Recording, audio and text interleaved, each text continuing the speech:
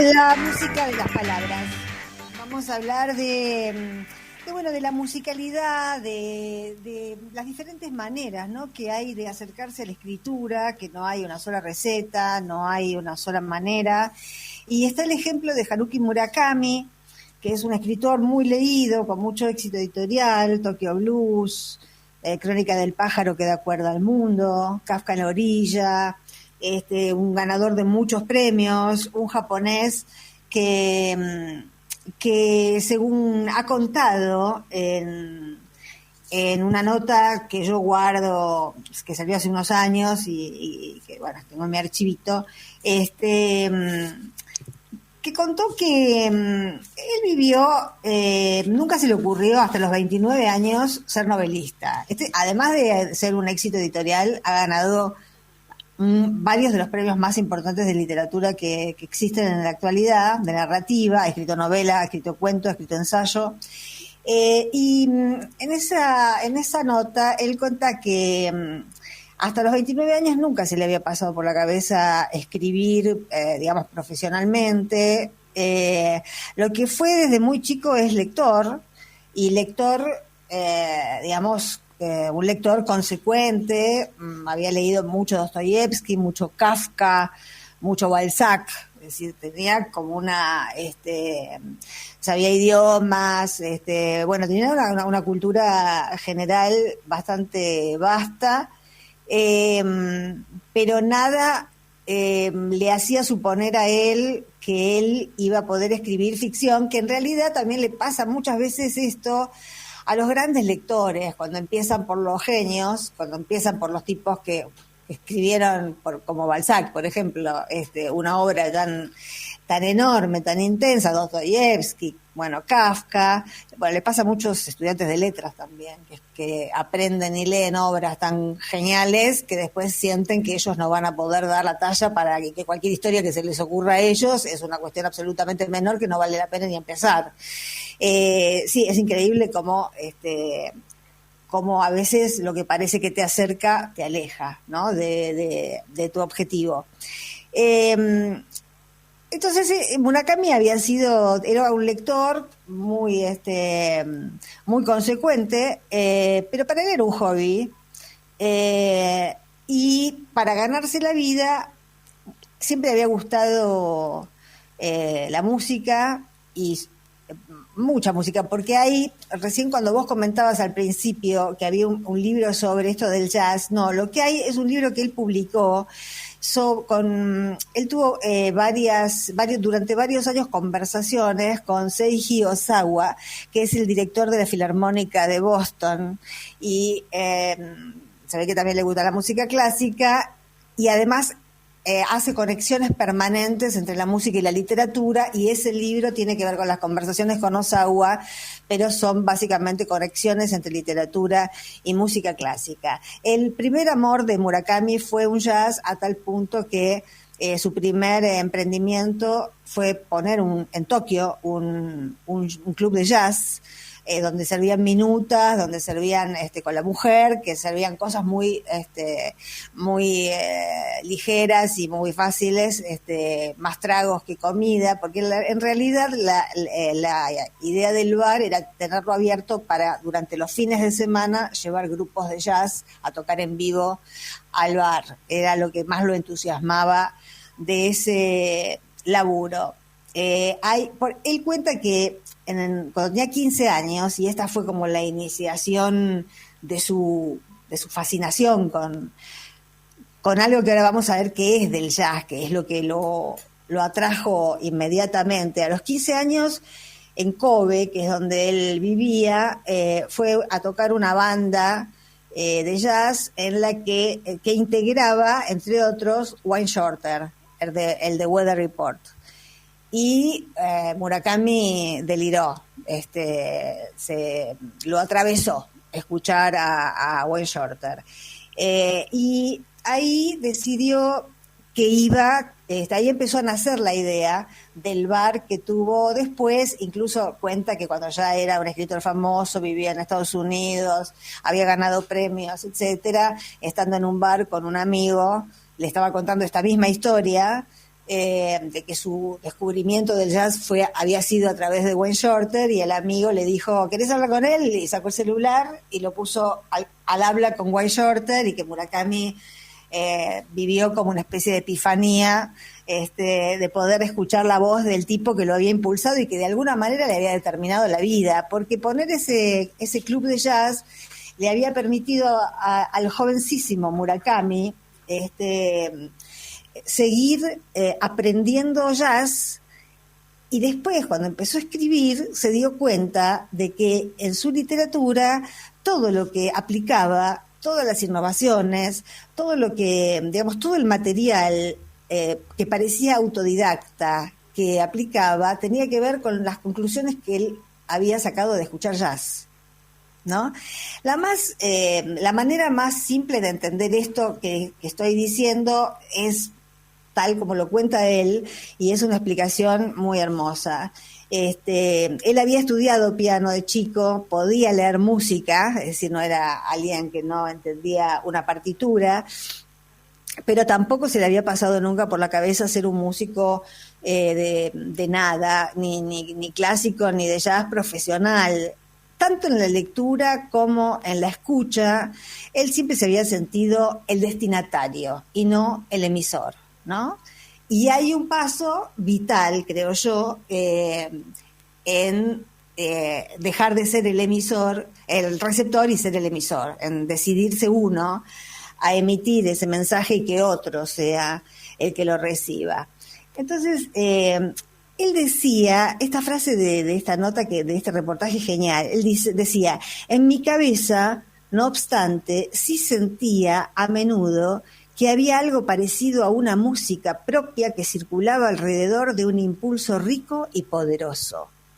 Me pregunté si me sería posible traducir esa música en escritura, y así es como comenzó mi estilo. A mí me parece genial esto, porque eso coincide mucho cuando uno lee a Murakami, porque es una literatura muy musical, sobre todo si uno puede leer, aunque sea algunos párrafos en inglés, porque él evidentemente desde hace muchos años piensa en inglés. Y hay una música que, bueno, las traducciones, eso es lo que tienen las traducciones, ¿no? Las traducciones hacen que se pierda, salvo que se trate de traductores que se tomen el trabajo de la traducción como el de una segunda escritura, que en realidad lo es. Pasar de una lengua a otra, un texto, es una segunda escritura, porque precisamente no hay que buscar el significado equivalente de una palabra de un idioma a otro, sino encontrar algo que acompañe la musicalidad del texto original, que la mayor parte de las traducciones estamos acostumbrados nosotros a leer literatura en gallego, viste que los coches aparcan, las mujeres tienen senos, ese tipo de cosas. Entonces, bueno, el resumen de cómo le impactó y las conclusiones, te digo que esto es muy didáctico, porque yo lo he leído en muchísimos talleres. Hay gente que no le, digamos, que no lo conecta consigo misma, porque es misterioso el mecanismo, pero hay mucha otra que sí, y lo bueno que tiene de conectar por este lado es que conectás directamente con la parte sensorial, no con la parte intelectual. Entonces, al hacer la conexión a través de la música, entras directamente por una cuestión de la musicalidad de tus palabras, y no por la parte conceptual, que es lo que arruina cualquier narrativa, ¿no? El tema de yo quiero que se entienda esta idea, eso te arruina todo. Lo importante de la narrativa es la historia que podés construir para que el lector, para enriquecer al lector, y para decir lo que querés decir, lo que sería el concepto, pero no decirlo a través de algo parecido a un ensayo, sino a través de una historia, de una escena que se vea, donde la gente se mire, se toque, se huela, donde estén los sentidos, ¿no? Ya acá tenemos el oído. La puerta de entrada de la literatura de Murakami es su oído, y ahí él percibe esa música y después lo traduce en palabras. Él contó que, ya sea en la música o en la ficción, el punto uno es el ritmo. Él dice, tu estilo tiene que tener un ritmo bueno, natural, firme, o la gente no va a seguir leyéndote. Y eso es tal cual. Vos te enamorás cuando empezás a leer un libro de alguien que te recomendaron, o que te gustó la tapa y la solapa en la librería, lo seguís leyendo cuando empezás a leer y ya en los primeros párrafos hay una música que te va envolviendo, ¿no? Aunque no la notes, aunque no la escuches, pero las palabras están distribuidas de modo tal que más allá de lo que digan hay algo que te va envolviendo, y eso es porque también nosotros como lectores conectamos con los sentidos, porque leemos con el cuerpo. A veces pensamos que leemos con el intelecto, no, leemos con el cuerpo también. O sea, lo primero es el ritmo. Tu estilo tiene que tener un ritmo bueno, natural, firme, o la gente no va a seguir leyéndote. Aprendí, decía Murakami, la importancia del ritmo de la música y especialmente del jazz. El paso 2, lo que viene cuando ya tenés el ritmo y ya sabés si vas a ser acelerado, si vas a hacer... también después uno aprende a sincopar, ¿no? A que sobre todo en un texto un poco largo las melodías van cambiando, no es que todo sea monocorde, hay partes más aceleradas, partes más, las descripciones suelen ser más lentas, bueno, eso depende del estilo de cada persona. El punto 2, dice él, es la melodía. Al ritmo le agregas la melodía, que en literatura viene a ser un ordenamiento apropiado de las palabras para que vayan a la par del ritmo. Es decir, tenés que acomodar las palabras para que el ritmo se mantenga en su lugar. Si las palabras las acomodas de modo tal que cortan el ritmo, no son las palabras adecuadas. Lo siguiente, dice, una vez que ya tenés el ritmo y tenés la melodía, lo siguiente es la armonía. Los sonidos mentales que sostienen las palabras. Es decir, hay ese sentido, es decir, si no estaríamos escribiendo algo demasiado escindido de justamente del sentido, no es digamos no es que no tenga nada de intelectual la escritura, lo que pasa es que lo importante es que la puerta de entrada y de salida sea el cuerpo y no la abstracción de las palabras, pero que sí, se necesita que las palabras signifiquen cosas concretas que son las que vos querés decir. Igual para saber qué querés decir, para eso antes hay que pensar. Eso es un paso por el que hay que pasar. Y después, recién cuando ya tenés el ritmo, tenés la melodía, tenés la armonía, dice él que viene la parte que más le gusta y que más les gusta a todos los que escuchan jazz y a todos los escritores cuando lo empezamos a tomar desde el punto de vista de Murakami, que es la libre improvisación.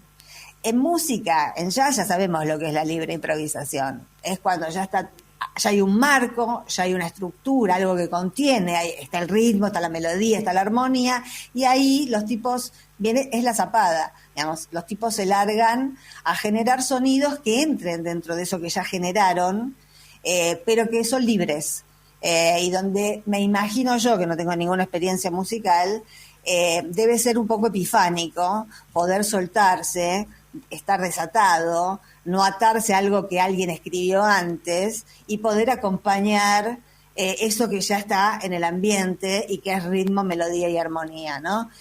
Y en literatura eso se traduce en que cuando ya tenés todo, la caja, digamos, la estructura ya decidida y plasmada, viene la parte en la que los personajes hay que mirarlos nada más. No hay que orientarlos, hay que ver qué hacen, sentarse a ver qué hacen los personajes que ya inventaste. Hay una parte donde no pasa siempre, pero muchos escritores de ficción transmiten que pasan por ese momento, que ya sería la libre improvisación, y que en literatura es simplemente... Es la parte más artística realmente, la parte más gozosa, porque ahí ya no estás controlando, ya no estás sosteniendo la atención, ya no estás controlando, ya todo está decidido, los personajes ya existen y tenés que ver qué hacen. Y como uno escribe en parte con la conciencia y en parte con el inconsciente, es liberador porque es el momento en el que tu inconsciente fluye, ¿no? Y a lo mejor vos no sabías que alguien iba a matar a alguien, o que alguien se iba a separar esa noche, o que alguien iba a hacer un quilombo porque se encontró un vaso roto en la alacena, o cualquier cosa de esas, pero de repente ves que sucede con lo que vos mismo estás escribiendo. Y es Eso para mí es lo más regocijante de poder escribir narrativa, ¿no? Entonces, dice Murakami, a través de algún canal especial, esto que yo digo el inconsciente, la historia fluye libremente desde tu interior. Todo lo que tengo que hacer es sumergirme en la corriente, déjate llevar, ¿no? Es la parte de ese descontrol sanador de cualquier tipo de rama artística, ¿no? El que tiene que tener, yo siempre en los talleres decía, bueno, está muy bien la libre improvisación, o sea, la literatura experimental o lo que sea, pero primero pintemos la pera. Para estar seguro de que sabemos pintar una pera, es decir, sujeto, predicado, buena puntuación, buena ortografía, esas cosas son básicas para poder estar seguro. Pero cuando ya estás seguro, hay una parte donde hay que soltar todo y dejar que las cosas sucedan, ¿no? Sin que uno esté de vigilante de su propia obra.